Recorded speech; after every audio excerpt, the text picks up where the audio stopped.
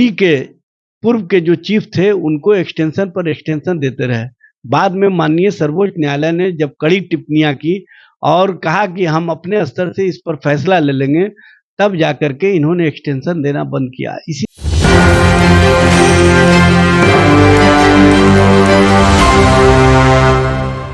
नमस्कार, आप देखना शुरू कर चुके हैं एक 24। मैं आपके साथ राहुल यादव।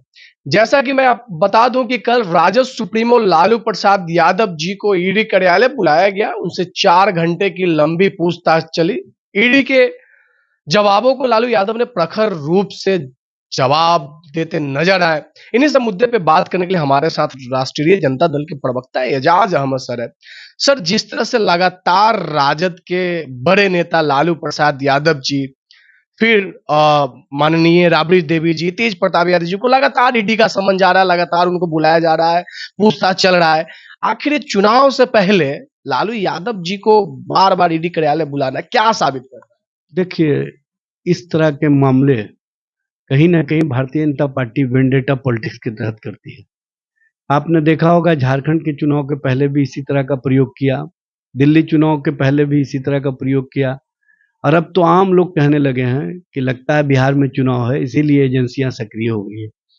और इन एजेंसियों का मकसद एकमात्र यह है कि किसी तरह से भी जो भारतीय जनता पार्टी और डबल इंजन सरकार चाहती है, राजनीतिक हित साधने के लिए किसी को भी बदनाम करो, ये बदनाम करो और राजनीतिक हित साधो, इनका मकसद है। और ये उस तरह का जो कृत्य कर रहे हैं, बिहार की जनता समझ रही है कि बिहार में जो लॉ एंड ऑर्डर की स्थिति है, बिहार में जो महंगाई की स्थिति है, बिहार में जो भ्रष्टाचार को सदाचार और शिष्टाचार का रूप दे दिया गया है, और जिस तरह से तेजस्वी जी के प्रति बिहार की जनता का व्यापक समर्थन और विश्वास दिख रहा है, उससे बेचैनी में और बौखलाहट में भारतीय जनता पार्टी एजेंसियों को कहीं ना कहीं अपने राजनीतिक हित के लिए आगे करने का काम किया है। ये इस तरह की राजनीति जो करते हैं, ये ऐसा लगता है कि एजेंसियां इनके प्रकोष्ठ के तौर पे काम करती है। इसी कारण से पूर्व मुख्य न्यायाधीश एच.डी. रमन्ना साहब ने कहा था कि इन एजेंसियों को अपनी विश्वसनीयता बनाए रखने के लिए बेहतर ढंग से काम करना चाहिए, और साथ ही केंद्र सरकार को निर्देशित किया था कि इन एजेंसियों की विश्वसनीयता के लिए एक अलग से आयोग बनाने की आवश्यकता है। लेकिन हुआ क्या? भारतीय जनता पार्टी अपने राजनीतिक हित साधने के लिए, अपने विरोधियों को टारगेट पर रखने के लिए ईडी के पूर्व के जो चीफ थे उनको एक्सटेंशन पर एक्सटेंशन देते रहे। बाद में माननीय सर्वोच्च न्यायालय ने जब कड़ी टिप्पणियां की और कहा कि हम अपने स्तर से इस पर फैसला ले लेंगे, तब जाकर के इन्होंने एक्सटेंशन देना बंद किया। इसी समझ सकते हैं कि ईडी का किस तरह से ये दुरुपयोग करते हैं अपने राजनीतिक हित के लिए और विरोधियों को राजनीतिक रूप से साधने के लिए।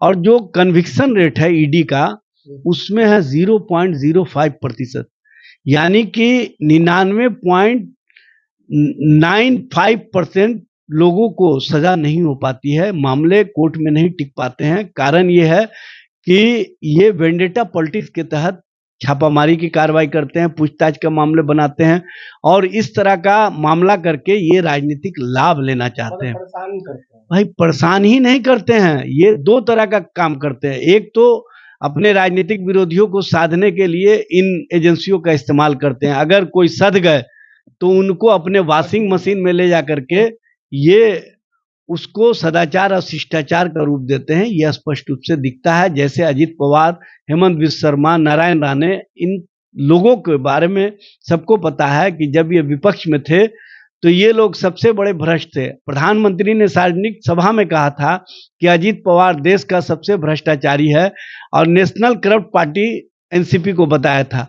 और उसी नेशनल करप्ट पार्टी के चीफ अजित पवार को इन्होंने महाराष्ट्र का डिप्टी सीएम बनाने का काम किया। तो इसी समझा जा सकता है कि किस तरह की राजनीति की जा रही है।